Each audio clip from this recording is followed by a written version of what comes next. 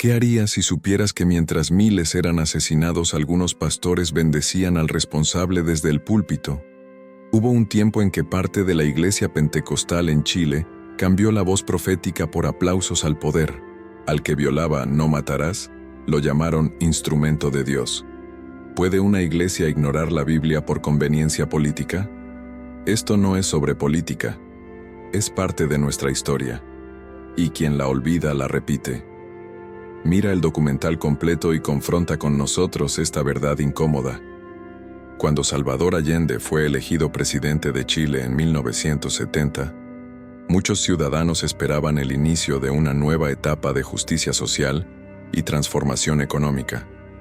Su gobierno impulsó reformas estructurales como la nacionalización del cobre, la redistribución de tierras y el fortalecimiento del aparato estatal. Sin embargo, estas medidas generaron una fuerte polarización política, descontento empresarial y una creciente crisis económica, como un rechazo social en parte del país, así como de la Iglesia. A esto se sumó la intervención de Estados Unidos, que, según documentos desclasificados por la CIA, financió campañas de desestabilización para precipitar la caída del gobierno de la Unidad Popular.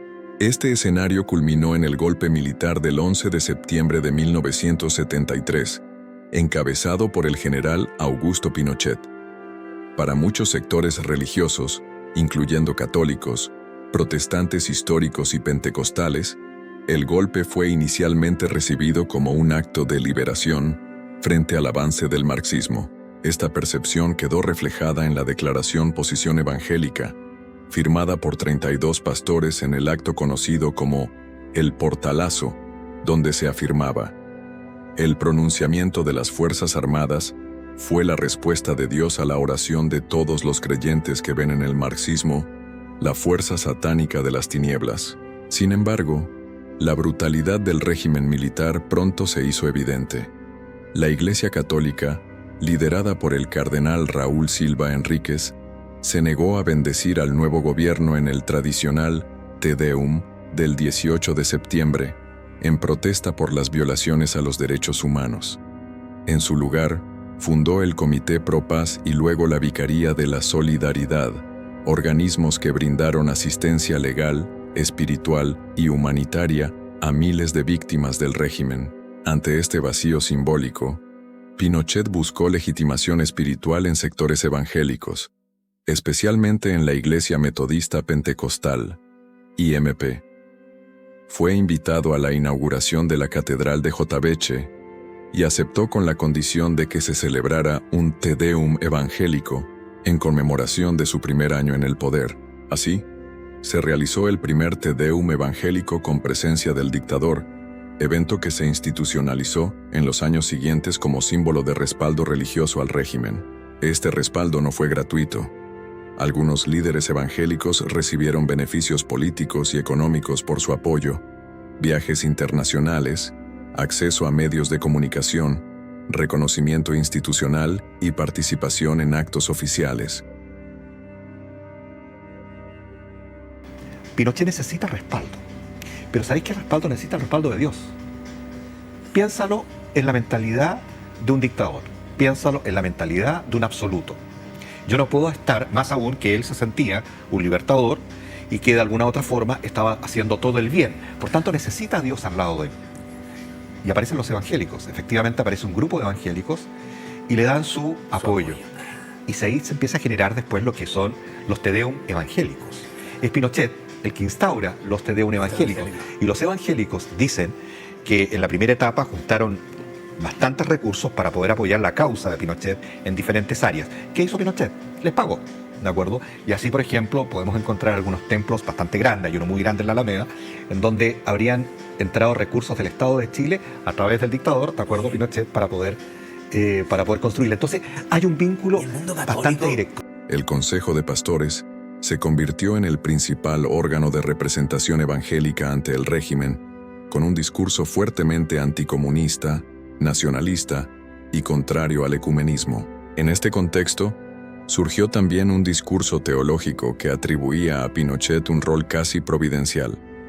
Algunos lo describían como instrumento de Dios o salvador de la patria, Investigadores como Ortúzar, Tomic y Uneus han documentado cómo el régimen promovió una imagen mesiánica del dictador, presentándolo como padre protector y cordero sacrificial, que defendía a la familia chilena frente al caos del marxismo. Antes de la década de 1970, el pentecostalismo chileno era una subcultura cerrada, alejada de la política y del debate social.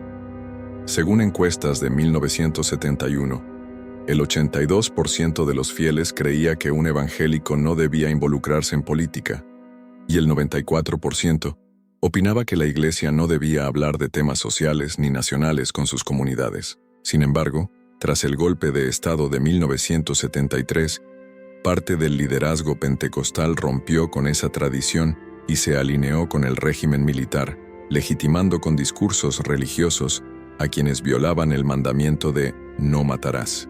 A cambio, algunos pastores recibieron reconocimiento institucional, acceso a medios, viajes y favores del gobierno, como lo documenta el estudio de Moya y Fernández.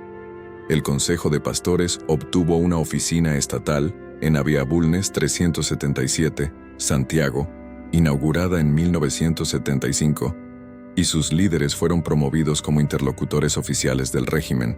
Durante la dictadura militar, los obispos Mamerto Mancilla Tapia y Javier Vázquez Valencia presidieron los primeros Te Deum evangélicos en la Catedral de Jotaveche, consolidando una alianza con el régimen de Pinochet que les otorgó visibilidad pública, acceso institucional y reconocimiento estatal. Esta cercanía con el poder no fue acompañada de una postura crítica frente a las violaciones de derechos humanos, ni tampoco de un arrepentimiento posterior. Por el contrario, los líderes de la Iglesia Metodista Pentecostal que convivieron con el régimen nunca ofrecieron una autocrítica pública por haber legitimado con discursos religiosos a un gobierno responsable de crímenes de lesa humanidad. El obispo Roberto López Rojas, quien también formó parte del liderazgo de Jotaveche, fue identificado como agente de la Central Nacional de Informaciones, CNI, y de la Inteligencia Naval, participando en operativos de seguimiento a testigos en causas por desapariciones forzadas, como el caso Comando Conjunto en 1985.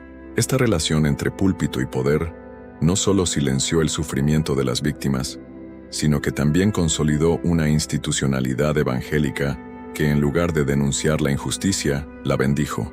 A la luz del Evangelio, este legado no puede considerarse fiel ni fructífero.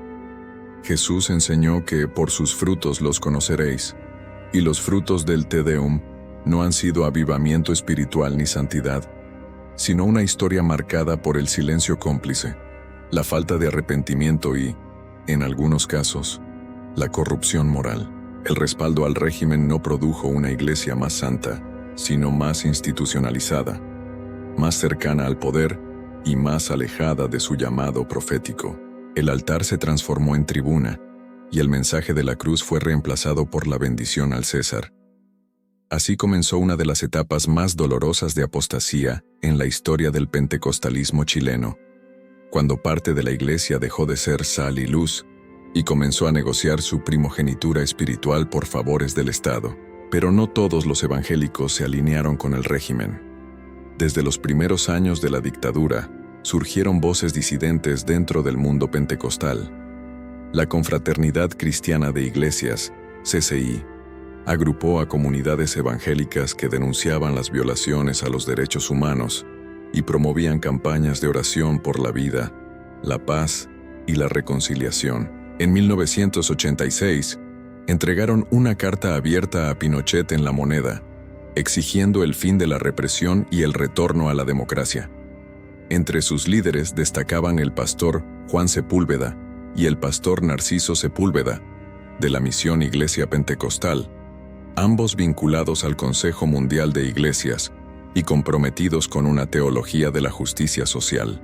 Durante la dictadura, la Misión Iglesia Pentecostal, MIP, con fuerte presencia en sectores populares y vinculada al Consejo Mundial de Iglesias, fue blanco de hostigamiento y represión estatal debido a su transformación hacia una teología profética y socialmente activa. Esta postura le valió la persecución de líderes y el exilio de muchos jóvenes comprometidos con causas de justicia. Según Franz Kamstik, la MIP pasó de una escatología sectaria a una postura ecuménica, lo que la hizo vulnerable al aparato represivo del régimen. A comienzos de los años 80, el llamado milagro económico comenzó a desmoronarse. La crisis de 1982 provocó una caída del PIB del 14,3% y un desempleo que superó el 23,7%, afectando especialmente a los sectores populares. Esta recesión fue consecuencia directa de las políticas neoliberales impulsadas por los Chicago Boys, respaldados por Pinochet, que desregularon el sistema financiero, sobreendeudaron al país y generaron una burbuja especulativa insostenible. Según el economista Ricardo French Davis, el modelo aplicado durante la dictadura acentuó la desigualdad, debilitó la producción nacional y generó una estructura económica frágil y excluyente. Lejos de dejar un país próspero, el régimen terminó su ciclo con altos niveles de pobreza, concentración económica y una profunda desigualdad estructural. Incluso sectores evangélicos que habían respaldado al gobierno comenzaron a distanciarse ante el evidente deterioro social. Finalmente, el 5 de octubre de 1988, el 55,99% de los chilenos votó no a la continuidad de Pinochet, desmintiendo el mito de un legado exitoso y abriendo paso a la transición democrática. Tras el retorno a la democracia, el Estado chileno impulsó mecanismos oficiales para esclarecer las violaciones a los derechos humanos cometidas durante la dictadura.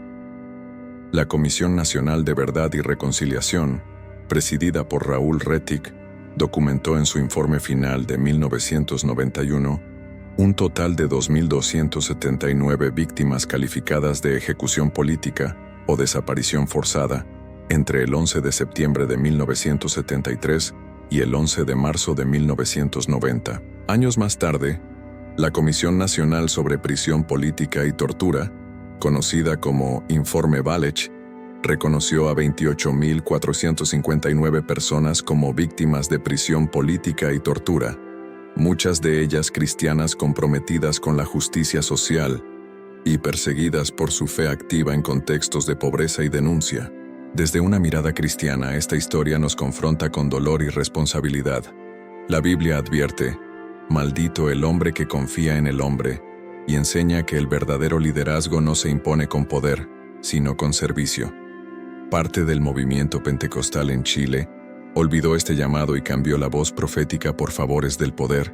Sin embargo, no todo fue silencio.